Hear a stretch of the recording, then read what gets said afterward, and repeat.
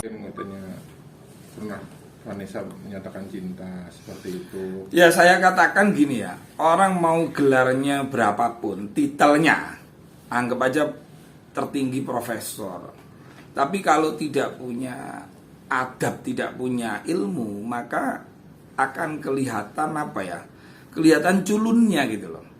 Orang yang sudah meninggal, itu makanya pesan para ulama itu tidak boleh sedikit pun aibnya itu untuk diceritakan. Ceritakan yang baik-baiknya. Nah coba sekarang Profesor Bambang bilang bahwa almarhumah Vanessa itu mencintai dia sampai di akhir hayat, bahkan menyampaikan sampai 4 kali. Loh ini maksudnya apa?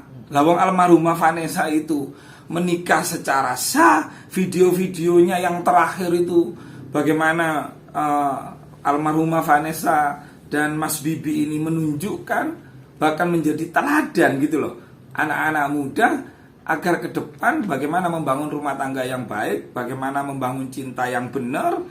Itu ditunjukkan mereka berdua. Lalu ujuk-ujuk muncul Profesor Bambang. Apa karena almarhumah Vanessa itu nggak bisa diklarifikasi, nggak bisa ditabayunin, sehingga ngomong sakarepe dhewe. Itu salah fatal itu.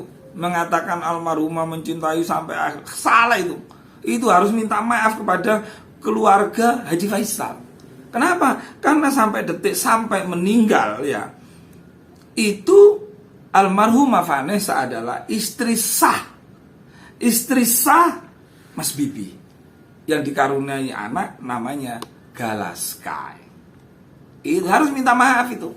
Kalau tidak minta maaf, itu nanti Pak Bambang akan dicap sebagai profesor yang tidak punya pengetahuan yang sangat luas, sangat dalam, seperti itu. Jadi memang untuk membuka aib orang yang meninggal semacam itu, karena mereka udah meninggal nggak bisa menjawab. Iya, dosa-dosa besar itu perbuatan tercela. Kalaupun misalnya tuh si almarhumah atau mayit ini pernah melakukan sesuatu, kalaupun itu benar misalnya, tapi kalau itu membuat situasi tidak baik, itu haram hukumnya untuk diceritakan. Kalaupun itu benar, apalagi kalau sampai tidak benar, itu namanya dusta, riba, namimah. Itu melekat kepada sosok profesor itu tadi gitu loh. Termasuk ketika dugaan-dugaan bahwa hamil di luar nikah ya. Waduh, ini kurang ajar itu. Orang yang ngomong, orang sudah almarhum pada teriak ini hamil juga. Waduh, dolim itu, dolim. Dan kalau ada orang yang ngomong terus minta tes DNA, saya mohon kepada Pak Haji Faisal nggak usah dihiraukan. Itu orang sinting semua itu yang minta tes DNA itu, nggak usah dilayani itu. Itu. Ya udah cukup tunjukkan catatan lembaran negara, buku nikah, akte kelahiran, ya sudah itu. Gak usah diurus orang-orang yang begitu itu. Itu orang yang pansos terhadap almarhumah aja gitu loh. Mau cari makan kok pakai cara-cara begitu itu. Artinya dokumen itu udah fakta otentik, nggak bisa diganggu gugat, akta kelahiran. Iya betul, nggak bisa sudah. Dan Pak siapa itu, Pak Dodi, tantonya atau siapa, tidak punya hak untuk tes DNA.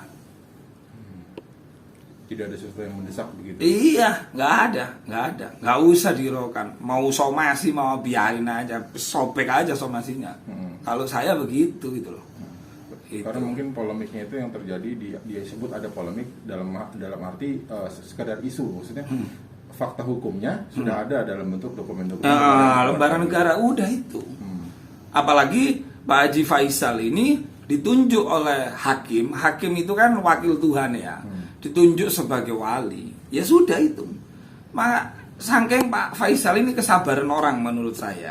Jadi ketika asuransi tidak diberikan kepada Gala, tidak dikonfirmasi kepada Pak Haji Faisal, padahal Pak Faisal itu ditunjuk sebagai wali, harusnya Pak Faisal dan pengacaranya itu menggugat Dodi Sudrajat, menggugat Profesor Bambang itu gitu loh.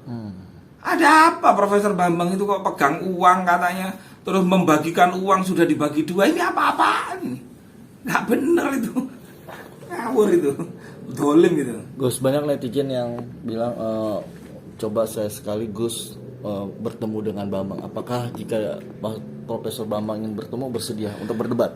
Jadi begini, Mas, saya ini walaupun ibaratnya pedagang kaki lima lah, penjual nasi rawon bidadari, saya tidak melihat dia sebagai seorang profesor. Ukurannya orang baik itu bukan karena gelarnya ya. Kalau untuk urusan debat, terus saya yang pasti tidak mungkin lah menemui walaupun dia sekelas profesor.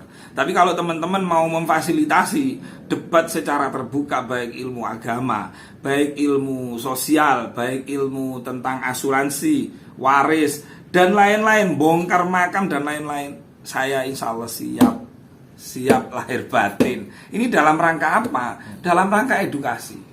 Saya tidak akan menyudutkan, tapi ini loh yang benar. Karena ini kan sudah jadi tontonan masyarakat Indonesia kan.